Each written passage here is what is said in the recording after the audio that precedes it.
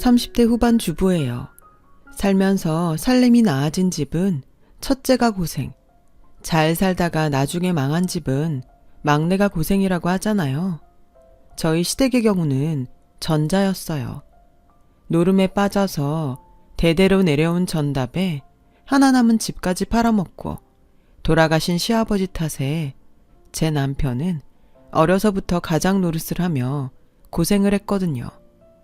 어머님 말씀으론 제 남편이 공부를 잘해서 동네에 소문난 수재였다는데 집이 찢어지게 가난한 탓에 대학은 꿈도 못 꾸고 낮에는 일하고 밤에 야간고등학교에 다녔다고 하더라고요.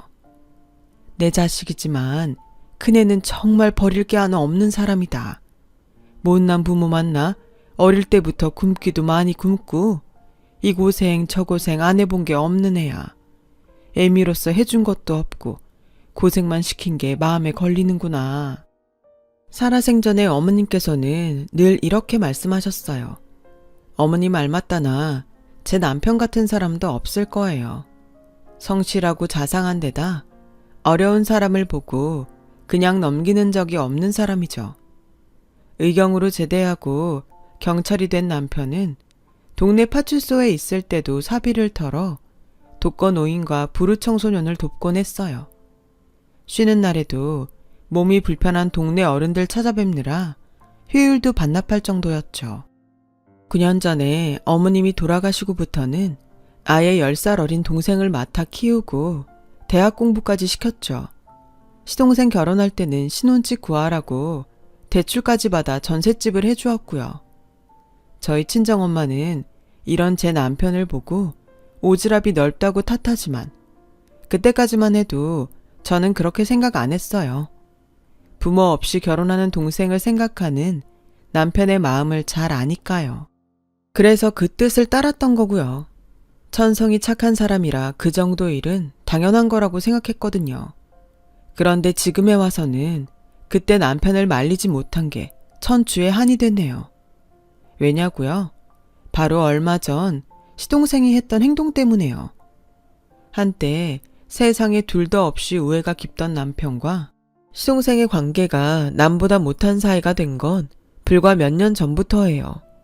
동서가 주식으로 대박을 치면서 많은 돈을 벌고부터였죠. 옛말엔 곳간에 인심난다고 했지만 실상은 곳간이 채워질수록 개구리 올챙이적 생각을 못하더라고요. 허울 좋은 옛말일 뿐이었던 거죠. 없는 살림에 돈이 생기고 보니 시동생 내외 목에 힘부터 들어갔어요. 그리곤 위아래도 모르고 까부는데 성질 같아선 한 대 패고 싶을 정도였죠. 모르긴 해도 예전에 저였다면 정말 그랬을지도 모르겠네요. 100일 동안 마늘과 쑥으로 버티던 웅녀심정으로 꾹 참았다니까요. 사실 저에게는 남편만 아는 오래된 비밀이 있어요. 그 얘기를 하자면 20년 전으로 거슬러 올라가야 돼요. 제가 17살이던 시절로요.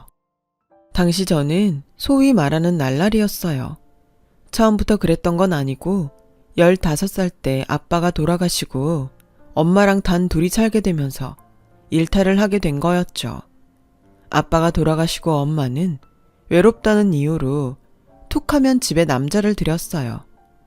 제 눈에는 그런 엄마가 사람으로 보이지 않았죠. 아빠의 온기가 채 가시기도 전에 남자를 집에 들이는 게 도저히 이해가 안 갔으니까요. 그래서 허구한 날 엄마와 싸웠어요. 엄만 남자 없으면 못 살아? 뭐가 그렇게 외롭다고 툭하면 집에 남자를 들여? 내 입장은 생각 안 해? 자식 보기 창피하지도 않냐고. 인연이? 뭐가 어쩌고 어째? 그동안 먹여주고 키워줬더니 고마운 줄은 모르고 어디서 엄마한테 대들어? 그래, 난 남자 없으면 안 된다. 외로워서 죽을 것 같은데 어떡해? 딸년이라고 하나 있는 게 혼자 남은 엄마 걱정은 못할 망정 타박은? 그리고 내가 뭘 그렇게 잘못했니? 내가 불륜을 저질렀어? 남의 남자를 뺏어서 만났어? 말해봐. 남녀가 만나서 연애하는 게 뭐가 잘못이라는 거야? 괜한 내 탓하지 말고 네 인생이나 똑바로 살아 이년아. 늘 결론 없이 평행선만 달렸어요.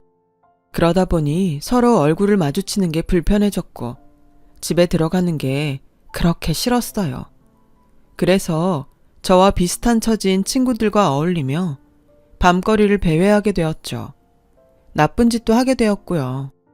툭하면 근처 학교 일진들과 패싸움을 하고 잘 사는 집 애들한테 돈도 뺏고 괴롭히기도 했어요. 막장 인생이었죠. 그땐 세상이 싫었거든요. 불행한 나와는 달리 행복하게 사는 사람들을 보면 괜히 화가 났어요. 변명 같지만 나도 남들처럼 평범한 가정에서 사랑받고 자랐다면 이렇게 삐뚤어지지는 않았을 거라 생각했죠. 참 철이 없었던 거예요. 하루는 배가 고파서 친구들과 동네 슈퍼에 들어가 빵과 과자를 훔쳤는데 도망치는 과정에서 문턱에 발이 걸려 넘어지는 바람에 저만 잡히게 됐어요. 그때 신고를 받고 달려온 경찰이 바로 지금의 제 남편이에요. 경찰을 보자 주인 아줌마는 저를 당장 감옥에 쳐넣으라며 길길이 뛰셨어요. 그동안 없어진 물건값까지 다 저한테 물어내라면서요. 저런 것들은 사회에서 격리시켜야 돼. 대가리에 피도 안 마른 게 벌써부터 남의 물건에 손대는데 어디 제대로 된 인간이 되겠냐고. 하나를 보면 열을 안다고. 모르긴 해도 네 부모도 너랑 똑같은 년놈들일 거다. 그러니 자식을 도둑년을 만들었지. 에휴, 저런 것도 딸년이라고? 네 엄만 너 낳고 미역국을 먹었다니? 네 엄만 낯짝이 궁금하다. 순간 그 말에 울컥했어요. 아무리 제가 잘못은 했지만 죄 없는 우리 엄마까지 들먹이니까 화도 나고 속이 상했거든요. 그때였어요. 얼굴이 빨개진 남편이 버럭 질렀어요. 아주머니, 말이 심한 거 아닙니까? 아주머니도 자식 키우는 입장이면서 무슨 말을 그렇게 하세요? 이 학생이 돈을 훔친 것도 아니고 빵이랑 과자였어요. 보면 몰라요? 배가 고파서 훔친 거라는 걸. 어른이 돼서는 그 정도 헤아려줄 아량도 없으세요? 물론 훔친 건 잘못이지만 적어도 얼마나 배가 고팠으면 그랬을까 하는 생각 정도는 하실 수 있는 거잖아요. 그런데 거기다 대고 얘 부모 욕까지 하셔야 되겠어요? 정말 너무하시네요. 그 말에 주인 아줌마는 더 이상 아무 말도 하지 않았어요. 그리고는 이전에 없어졌던 것까지 다 물어준다면 없던 일로 하겠다고 하더군요. 그리곤 10만 원을 불렀어요. 당장 주머니에 100원짜리 동전 하나도 없던 저는 고개만 떨굴 뿐이었죠. 남편은 일단 자기 돈으로 값을 치르곤 저를 데리고 나왔어요. 그때까지 제 머릿속에는 파출소에 도착하면 엄마한테 전화를 할 테고 그럼 엄마 얼굴을 어떻게 보나 그 걱정뿐이었어요. 그런데 남편이 저를 파출소가 아닌 분식집으로 데리고 가지 뭐예요. 그리고는 김밥과 떡볶이, 순대까지 잔뜩 시켜주었어요. 일단 먹자. 나머지 일은 먹고 나서 해결하자고. 내가 많이 굶어봐서 아는데 배고프면 아무 생각도 안 나. 남편은 제 손에 젓가락을 쥐어주며 다정하게 웃어주었어요. 슈퍼에서 봤을 땐 몰랐는데 가까이서 보니 저랑 나이 차이도 얼마 안 나는 젊은 오빠더라고요. 그런데도 행동은 나이 든 어른들보다 더 어른 같더라니까요. 저희 엄마나 슈퍼 아줌마보다 더요. 딱히 사건 접수된 건 아니고 슈퍼 주인 아줌마가 돈도 다 돌려받아서 더는 문제 삼지 않겠다고 한 덕분에 저는 파출소 소장님한테 훈계를 듣는 걸로 그날 사건은 일단락 됐어요. 하지만 제가 미성년자였기 때문에 보호자한테 인계를 해야 해서 부득이 엄마가 파출소에 와야 했죠. 화려한 화장과 옷차림의 엄마는 남자와 함께 파출소로 들어왔어요. 그리고는 다짜고짜 제 뺨을 쳤죠. 차라리 죽어라 이년아. 네 애미 잡아먹으려고 곡하니 지금? 이런 걸 딸년이라고 키웠네 내가. 이러고 사는 내 인생이 불쌍하다. 경찰 아저씨 차라리 저거 감방에 넣어주세요. 아주 꼴도 보기 싫으니까. 이러고 살 거 차라리 네 아빠 죽을 때 같이 죽지 그랬어. 그랬으면 나라도 홀가분하게 살았을 텐데. 피 한 방울 안 섞인 경찰도 빵을 훔친 제가 배고팠을 걸 먼저 생각하는데 날 낳아준 엄마는 그렇지 않았어요. 오직 당신 생각뿐이었죠. 저는 그 앞에서 고개를 푹 숙인 채 눈물만 뚝뚝 흘리고 있었어요. 그런 저를 물끄러미 바라보던 남편은 제게 다가와 조용히 그러더군요. 언제든 배고프면 파출소로 오라고요. 누가 그러더라고요. 인간에게 가장 큰 상처를 주는 건 인간이지만 인간을 구원하는 것도 바로 인간이라고요. 그날 저는 미래의 제 남편한테 구원을 받았던 것 같아요. 날 생각해주는 사람을 생각해서라도 다시는 그런 일로 파출소에 드나들지 않겠다고 결심했거든요. 나쁜 짓도 끊고 제대로 살아서 멋있게 이 남자 앞에 다시 서겠다고요. 목표가 생기니 뭔가를 해야겠다는 의욕도 솟구치더라고요. 그래서 그동안 놓았던 공부도 다시 열심히 하고 착실한 학생이 되었어요. 힘들 때는 파출소로 찾아가 멀리서 남편을 지켜보다 오곤 했고요. 내 인생에서 가장 치열하게 공부했던 고3 시절이 지나고 저는 서울에 있는 여대에 합격을 했어요. 명문대는 아니었지만 불과 1년 반 전까지만 해도 모두가 포기했던 날라리가 서울 4년대 대학에 합격했다는 건 기적에 가까운 일이었어요. 담임도 엄마도 반 애들도 놀랄 정도였죠. 대학 합격 소식을 접한 저는 바로 파출소로 달려갔어요. 그리고 남편한테 당당히 고백했죠. 아저씨, 저 4년만 기다려주세요. 대학 졸업하면 그땐 저랑 사귀자고요. 그러니까 그때까지는 절대로 다른 여자랑 결혼하면 안 돼요. 밑도 끝도 없는 제 말에 남편은 당황하더라고요. 그도 그럴 것이 남편은 저를 기억하지 못했거든요. 하지만 당돌한 여고생의 프로포즈에 남편은 수줍은 얼굴로 말이라도 고맙다고 해주더군요. 저는 100% 진심이었는데 말이죠. 제가 창피한 것도 불구하고 몇 년 전 근처 슈퍼에서 빵 훔치다 걸리느라고 제 과거를 설명하자 한참 뒤에야 남편과 파출소 사람들은 저를 알아보곤 대학 입학을 축하해 주었어요. 그날 이후 저는 종종 파출소에 들려 내 남자가 잘 지내나 확인을 하곤 했어요. 혹시 주변에 여자가 꼬이진 않을까 전전긍긍하면서요. 어느새 파출소 사람들은 그런 저를 재수씨라고 불러주었고요. 그럴 때마다 남편은 귀까지 빨개져선 도망을 쳤지만요. 10번 찍어 안 넘어가는 나무 없다고 제가 2년 넘게 찾아가다 보니 남편도 조금씩 제게 마음을 열어주었어요. 깻잎머리 교복 차림 여고생일 때는 아무래도 어려 보였겠지만 이제는 화장도 익숙한 여대생으로 변해서 그런가 애 취급도 안 하고 말이죠. 그렇게 파출소를 드나든 지 2년하고 3개월 만에 저는 남편과 정식으로 사귀게 되었어요. 당시 시동생은 고등학생이었는데 형제 우애가 좋은 건지 눈치가 없는 건지 글쎄 데이트할 때 종종 따라 나오곤 했어요. 그때는 저한테 누나라고 부르며 엄청 잘 따랐었죠. 형제가 없는 저로서는 그런 시동생이 그렇게 귀엽더라고요. 시동생이 고3이 되고 수능시험을 보러 갈 때도 몸이 아프신 어머님을 대신해 제가 시험장까지 따라갔을 정도였죠. 남편은 비상근무를 하느라 정작 자기 동생 시험장에는 갈 수 없었거든요. 결혼도 하기 전부터 시댁에 드나들며 며느리 노릇을 했던 저는 시동생이 시험을 마치고 나올 때까지 교문 앞을 지키고 있었어요. 교문에 커다란 엿을 붙이고 간절히 기도하는 학부형들 사이에서 말이죠. 수능시험을 마치고 나온 시동생은 그런 저를 발견하곤 미안해서 어쩔 줄 모르더라고요. 형수님, 제가 알바해서 첫 월급 타면 다른 사람은 몰라도 형수님 선물은 꼭 사드릴게요. 그러니까 우리 형이랑 헤어지지 말고 꼭 결혼까지 하세요.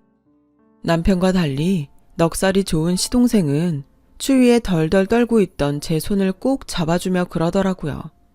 다행히 수능 성적이 잘 나온 시동생은 무난히 서울 4년대 대학에 합격했고 입학 전까지 아르바이트를 하며 용돈을 벌었어요.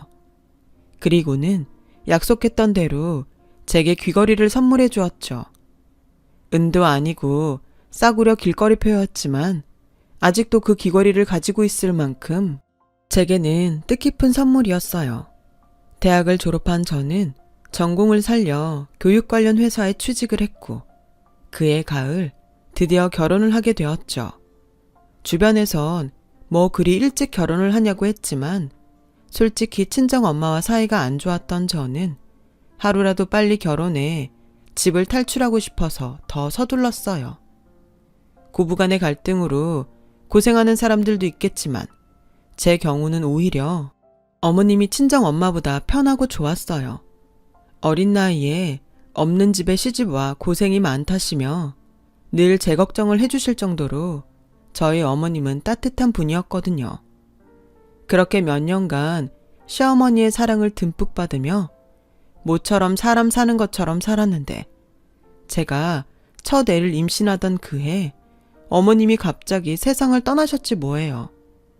막상 돌아가시고 나니까 그간 맞벌이 한다는 핑계로 어머님께 밥이며 빨래까지 맡겨왔던 게 그렇게 죄송할 수가 없더라고요. 살아계실 때 좀 더 잘해드릴 걸 하는 생각에 한동안 엄청 힘들었어요. 든자린 몰라도 난자린 티가 난다고 어머님의 빈자리는 무척 크게 느껴지더라고요. 남편은 남편대로 가장으로서 어머님의 빈자리를 채우려고 전보다 더 노력하는 것 같았어요. 특히 아직 대학생인 시동생한테요. 그런 마음을 잘 아는 시동생도 형한테 부담 지우지 않으려고 학과 공부도 알바도 열심히 하더라고요. 그런 모습이 참 기특했어요. 그렇게 한 몇 년간은 우애 깊은 형제 사이에서 저는 평탄한 결혼 생활을 이어갈 수 있었어요. 한때 놀던 아이였던 흔적은 깨끗이 지운 채 말이죠. 거기다 남편이 근무지를 옮겨서 더더욱 제 과거를 아는 사람이 없었죠.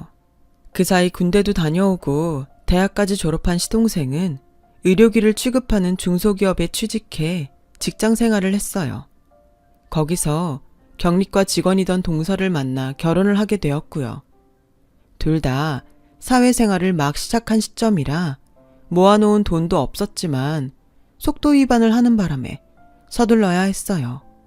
그래서 시동생 집은 우리가 마련해 주어야 했죠. 남편도 그렇지만 저 역시 시동생과는 친형제처럼 살았던지라 그땐 당연한 일이라고 생각했어요. 그래서 오히려 제가 나서서 은행 대출을 알아봤었죠. 동서 친정도 형편이 좋지 않아서 결혼 준비도 저희 집에서 거의 도맡아 해주었어요. 동서가 출산할 때도 마찬가지였고요. 그래도 그땐 아깝단 생각은 전혀 없었어요. 그러다 3년 전쯤인가 한창 주식 붐이 불었을 때 동서가 적금 탄 돈으로 시동생 몰래 주식에 투자를 했었던가 봐요. 그런데 그게 엄청 대박이 나서 글쎄 아파트 한 채 값을 벌었지 뭐예요. 상황이 그렇다 보니 이후엔 아예 시동생 부부가 둘 다 주식에 맛을 들여 공격적으로 투자를 하기 시작했죠. 그리고는 2년도 안 돼 수십억 자산을 손에 쥐게 된 거예요.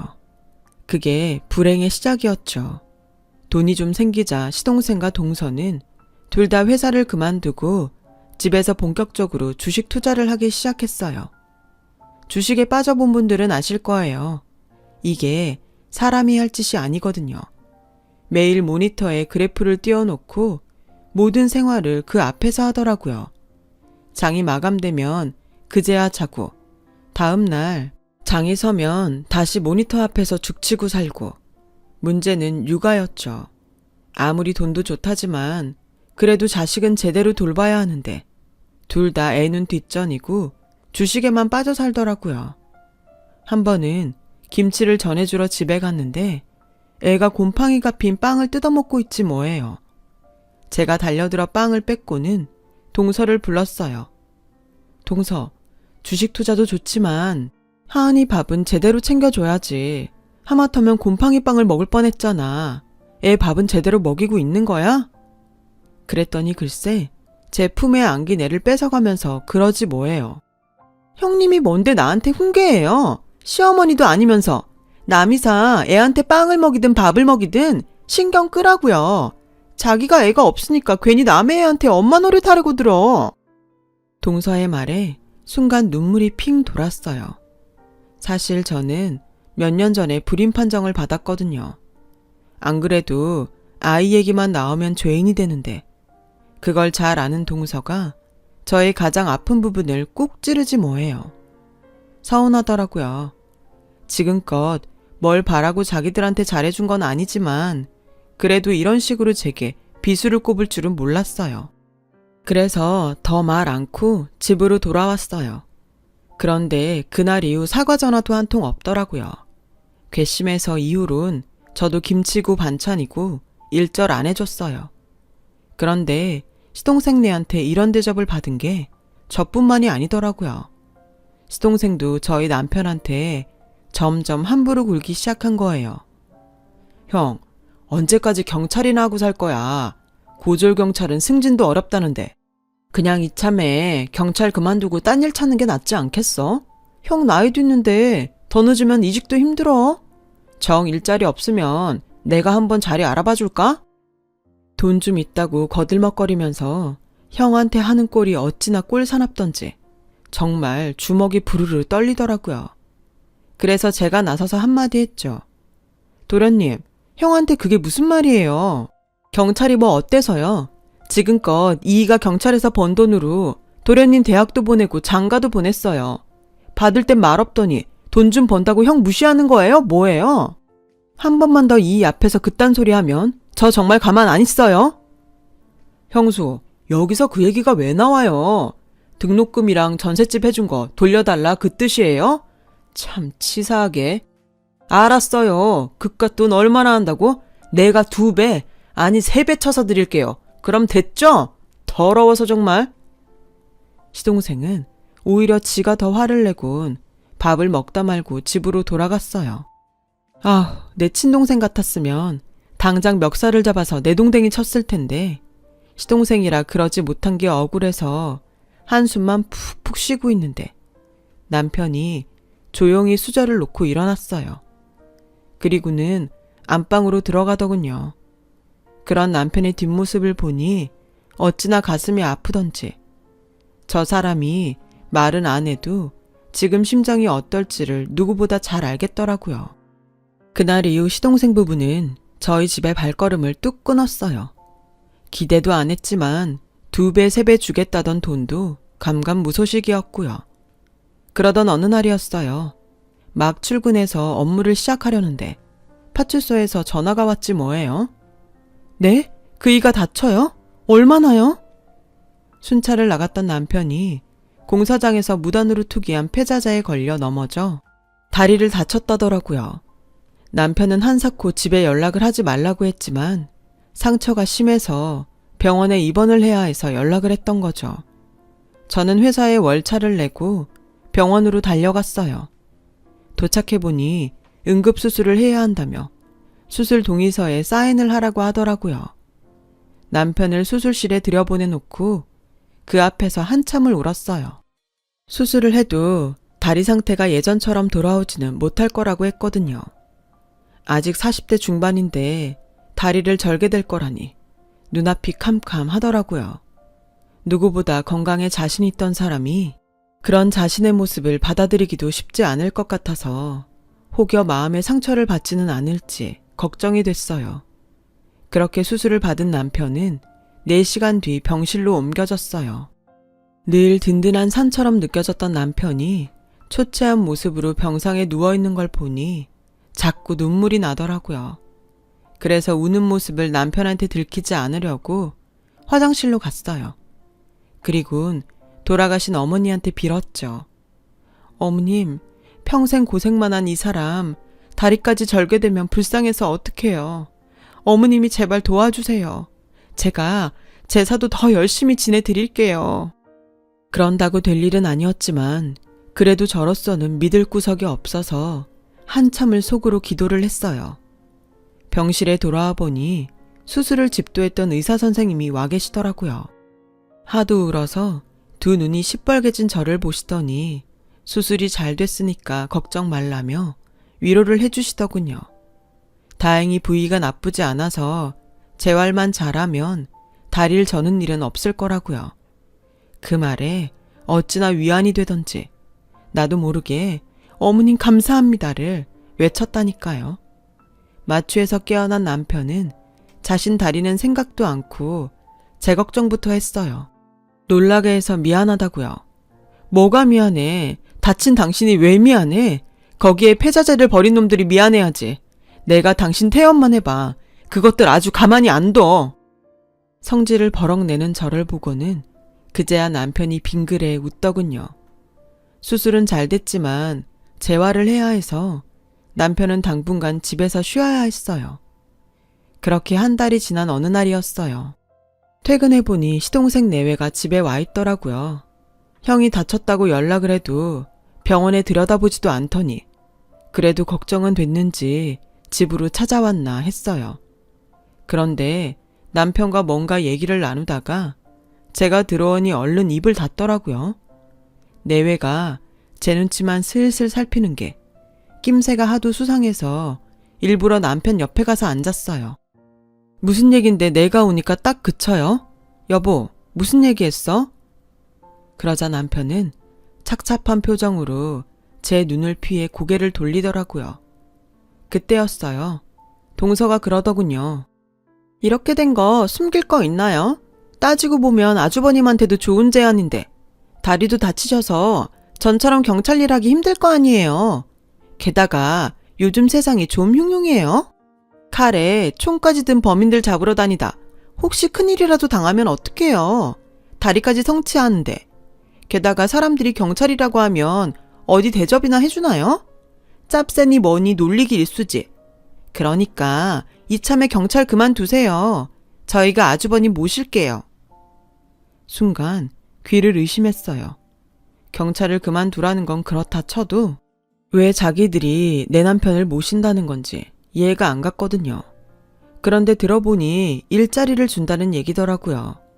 얼마 전에 시동생이 컨설팅 회사를 차렸는데 거기 와서 일하라고요. 그때였죠. 묵묵히 듣고 있던 남편이 동서 말을 끊고는 자기는 그럴 생각이 없다고 거절을 하더라고요. 평소라면 상대방 얘기를 다 듣고 자기 얘기를 하는 사람이 왜 이러나 싶었죠. 그런데 동서 얘기를 더 듣고 보니 남편이 왜 그랬는지 알겠더라고요. 왜요? 동생 회사라서 그래요? 말이 운전기사지. 따지고 보면 그거 수행비서나 마찬가지인데. 게다가 이 사람이 자기 형인데 월급도 좀 두둑히 주겠어요? 솔직히 우리가 사람 구하자면 얼마든지 구해요. 그래도 아주버님한테 맡기려는 건 그간 우리한테 해준 것도 있고 다리까지 그렇게 된 마당에 온전히 경찰 일 할까 싶어 그런 거라고요. 그 다리론 어디 취직도 못해. 다 생각해서 하는 말인데 그걸 무자르듯 자르냐? 자격지심이야 뭐야. 듣자 하니 이것들이 글쎄 제 남편한테 시동생 운전기사를 하라지 뭐예요. 순간 그간 참았던 화가 머리 끝까지 오르면서 그간 잊고 살았던 날라리 본능이 제대로 터져 나왔어요. 뭐가 어쩌고 어째? 이 미친 미나리 꽃다발 같은 것들이 어디서 되먹지 않은 소리를 씹으려. 뭐? 그 다리로 어디 취직도 못해? 찢어진 주둥이라고 어디서 함부로 나불거려 되먹지 않게. 니들 둘 오늘 대가리가 엉덩이에 인사하도록 쳐맞아 볼래? 니들 눈깔 빼서 저글링 한번 해줘? 가짜는 무말랭이 같은 것들이 어디 감히 내 남편한테 지 기사를 하래. 한번 터져 나온 왕년 욕자락은 정화되지 않은 날 것 그대로 시동생 내외 얼굴에 뿜어졌어요. 이런 저의 모습을 처음 본 세 사람은 아무 말도 못한 채 입만 떡 벌리고 굳어버렸죠. 한때 제가 날라리였다는 사실을 아는 남편도 놀라긴 마찬가지였어요. 그렇겠죠. 그동안 조심조심하며 살았으니까요. 하지만 이날은 도저히 못 참겠더라고요. 이것들 다시는 안 보는 한이 있어도 버르장머리를 제대로 고쳐놔야겠다 생각했거든요. 니들이 언제부터 돈 좀 굴리고 살았다고 시건방을 떠는 건데 월세방 하나 구할 돈도 없어서 지형 앞세워 은행 대출 받아간 것들이 너 이자라도 한번 내고 이러냐? 말로는 그간 가져간 돈 2배, 3배 차준다더니 왜 소식이 없어? 그런 주제에 어디서 지 형한테 시다바리 노릇을 하래. 되먹자는 개벽다개 같은 새끼 같으니라고. 눈 까라 이 새끼야. 포크로 확 뽑아버리기 전에.